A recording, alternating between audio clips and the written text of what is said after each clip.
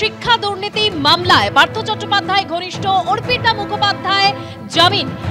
ইডির বিশেষ আদালতে জামিন পেলেন অর্পিতা মুখোপাধ্যায়। প্যারোলে মুক্ত ছিলেন অর্পিতা মুখোপাধ্যায়, তার মধ্যেই তিনি জামিন পেলেন। এবং আমরা জানি 23শে জুলাই 2022 নিয়োগ দুর্নীতিতে গ্রেপ্তার করা হয়েছিল অর্পিতা মুখোপাধ্যায় এবং তার দুটি ফ্ল্যাট বেলঘরিয়া এবং টালিগঞ্জের ফ্ল্যাট থেকে 50 কোটিরও বেশি নগদ উদ্ধার করা হয়েছিল। আরো বিস্তারিত তথ্য আমরা জানবো আমাদের প্রতিনিধি প্রকাশ সিনহার কাছ থেকে। প্রকাশ, দেখো, আদালত সূত্রের খবর, দেবশ্রীতা অর্পিতা মুখোপাধ্যায় জামিন হয়েছে। তুমি জানো, পার্থ চট্টোপাধ্যায় ঘনিষ্ঠ অর্পিতা মুখোপাধ্যায়কে গ্রেপ্তার করা হয়েছিল তার ফ্ল্যাট এবং বাড়ি থেকেই, কিন্তু প্রায় 50 কোটি নগদ টাকা উদ্ধার করেছিল ইডি আধিকারিকরা। এবং ইডির তরফে দাবি করা হয়েছিল যে অর্পিতা মুখোপাধ্যায় যেহেতু পার্থ ঘনিষ্ঠ বান্ধবী এবং তার বাড়ি থেকেই যেহেতু এই টাকা উদ্ধার করা হয়েছে, প্রায় 2 কোটি টাকার গয়না উদ্ধার করা হয়েছিল এবং গোটা কনস্পিরেসির পার্ট দেখিয়ে অর্পিতা মুখোপাধ্যায়কে গ্রেফতার করা হয়েছিল। তুমি জানো, গত সপ্তাহে শুক্রবার অর্পিতা মুখোপাধ্যায় প্যারোলের আবেদন করা হয়েছিল। প্যারোলে তিনি মুক্ত ছিলেন, তিনি নিজের বাড়িতে গিয়েছিলেন এবং আজকে সকালবেলা ইডির স্পেশাল কোর্টে অর্পিতা মুখোপাধ্যায় আইনজীবীরা তারা কিন্তু জামিনের আবেদন জানান।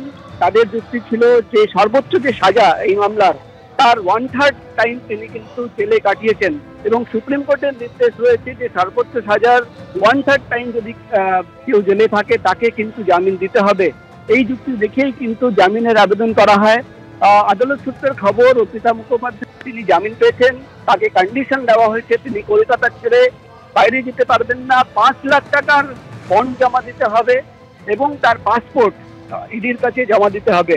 অর্থাৎ 23শে জুলাই 2022 সাল, তোমরা মনে থাকবে, তার বাড়িতে তল্লাশি অভিযান চালানো হয় শিক্ষা নিয়োগ দুর্নীতি মামলায়। একদিকে যেমন পার্থ চট্টোপাধ্যায়কে গ্রেফতার করা হয়েছিল, অর্পিতা মুখোপাধ্যায় তাকেও কিন্তু গ্রেফতার করা হয়েছিল তার বেলঘরিয়ার ফ্ল্যাটে, তার দক্ষিণ কলকাতার যে ফ্ল্যাট ছিল সেখানে কিন্তু তল্লাশি অভিযান চালিয়ে 50 কোটি নগদ টাকা, একাধিক ডকুমেন্ট, শিক্ষা নিয়োগ দুর্নীতির মামলার নথি তার বাড়ি থেকে বাজেয়াপ্ত করা হয়েছিল। এমনই দাবি কিন্তু ইডির তরফে করা হয়েছিল।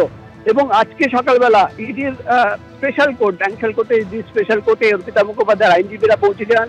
সেখানে তারা জামিনের আবেদন জানিয়েছিলেন এবং তাদের যুক্তি ছিল যে অর্পিতা মুখোপাধ্যায়ের আগে কিন্তু কোনোদিন জামিনের আবেদন জানাননি এবং যেহেতু সর্বোচ্চ যে সাজা এই মামলায়, তার 1/3 টাইম তিনি কিন্তু জেলে কাটিয়েছেন এবং সেই যুক্তি দেখিয়ে তার জামিনের আবেদন করা হয়েছিল। পাশাপাশি অর্পিতা মুখোপাধ্যায়ের আইনজীবীর তরফে যুক্তি দেখানো হয় যে এখনো কিন্তু এই মামলায় ট্রায়াল শুরু হয়নি, অর্থাৎ বিচার প্রক্রিয়া ইডি আধিকারিকরা শুরু করতে পারেননি। তুমি জানো, এর আগে কিন্তু ইডির তরফে চার্জশিট জমা দেওয়া হয়েছিল, কিন্তু এখনো কিন্তু চার্জ ফ্রেম হয়নি, ট্রায়াল প্রসেস শুরু হয়নি। এবং অর্পিতা মুখোপাধ্যায়ের আইনজীবীর তরফে যে সওয়াল করা হয় যে এখনো কিন্তু ট্রায়াল প্রসেস শুরু হওয়ার কোনো সম্ভাবনা নেই।